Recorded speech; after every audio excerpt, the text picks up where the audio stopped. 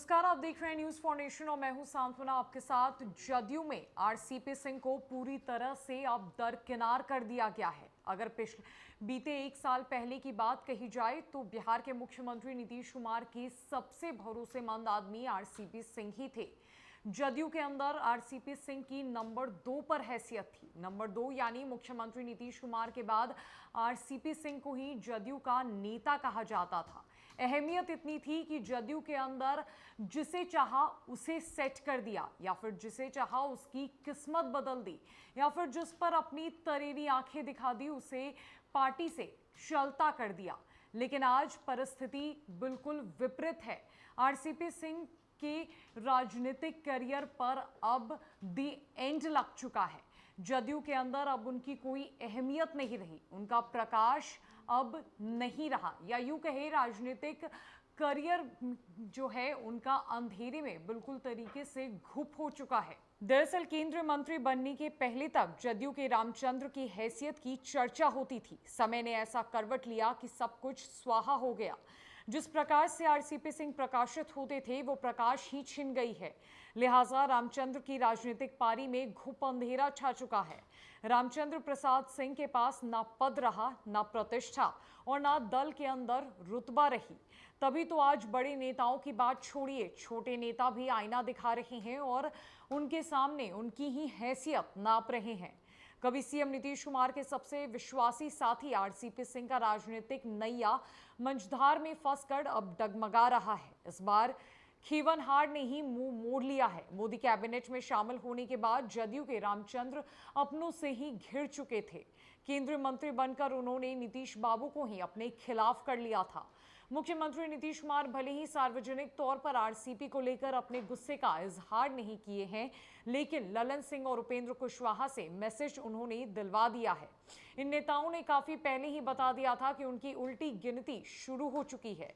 नीतीश कुमार ने चुप रहकर वो सारा काम कर दिखाया। आरसीपी सिंह को सबसे पहले राष्ट्रीय अध्यक्ष की कुर्सी ललन सिंह को सौंपनी पड़ी। इसके बाद नीतीश कुमार ने आरसीपी सिंह को तीसरी दफे राज्यसभा भेजने से इनकार कर दिया। रामचंद्र प्रसाद सिंह को लग रहा था कि आखिरी दौर में नीतीश कुमार मान जाएंगे और फिर से रास का कैंडिडेट उन्हें बनाया जाएगा, लेकिन ऐसा नहीं हुआ। स्थिति ऐसी हो गई कि सीएम नीतीश कुमार अपने बेहद करीबी आरसीपी सिंह से बात करने को भी तैयार नहीं थे। भोजपुर में शादी समारोह की वो तस्वीर देखने लायक थी। तभी ये साफ हो गया था कि जदयू के रामचंद्र प्रसाद सिंह की राजनीति के सबसे खराब दौर की शुरुआत हो चुकी है। आरसीपी सिंह के राज्यसभा का कार्यकाल 7 जुलाई को समाप्त हो गया है। इसके पहले 6 जुलाई को ही उन्होंने केंद्रीय मंत्री पद से इस्तीफा कर दिया। इस्तीफा देकर अगले दिन वे पटना पहुंचे। पटना लौटने के बाद उनके बयान ने आग को और धधका दिया।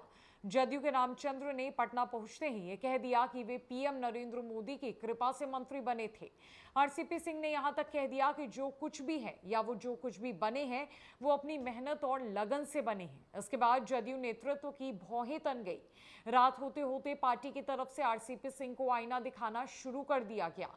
पार्टी की तरफ से साफ साफ कह दिया गया कि आपके पास राजनीति में जो भी कुछ है वो मुख्यमंत्री नीतीश कुमार की कृपा से है, आपका अपना कुछ भी नहीं। अगले दिन शुक्रवार को तो सीएम नीतीश के खास मंत्री अशोक चौधरी ने रामचंद्र प्रसाद सिंह की हैसियत ही नाप दी। अशोक चौधरी ने साफ कह दिया कि आरसीपी सिंह की इतनी भी हैसियत नहीं है कि 5000 लोग वो अपने कार्यक्रम में जुटा सके। नीतीश कुमार के काफी नजदीकी मंत्री ने कहा कि आरसीपी सिंह के पीएम की कृपा से मंत्री बनने वाली बात से यह साफ हो गया है कि उनके मंत्री बनने में नीतीश कुमार की सहमति नहीं थी। अशोक चौधरी ने आगे कहा कि आरसीपी सिंह का यह कहना हास्यास्पद है कि वो अपनी मेहनत से बने हैं, जबकि उनको नीतीश ने सांसद, पार्टी महासचिव और पार्टी अध्यक्ष तक बनाया। जदयू के आरसीपी सिंह की शाम पटना पहुंचते ही बयान देकर आग में घी डाल दिया था।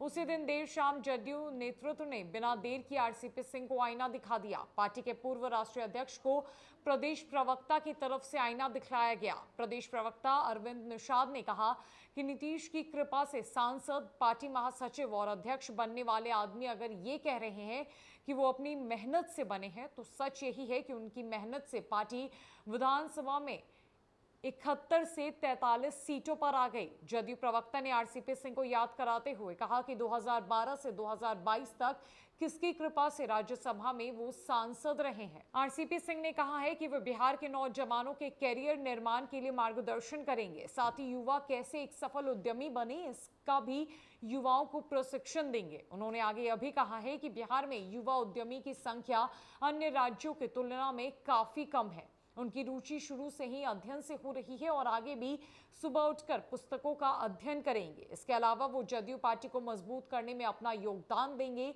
पार्टी से नए युवाओं को जोड़ेंगे और मुख्यमंत्री नीतीश कुमार के नेतृत्व में पार्टी को और आगे तक ले जाएंगे।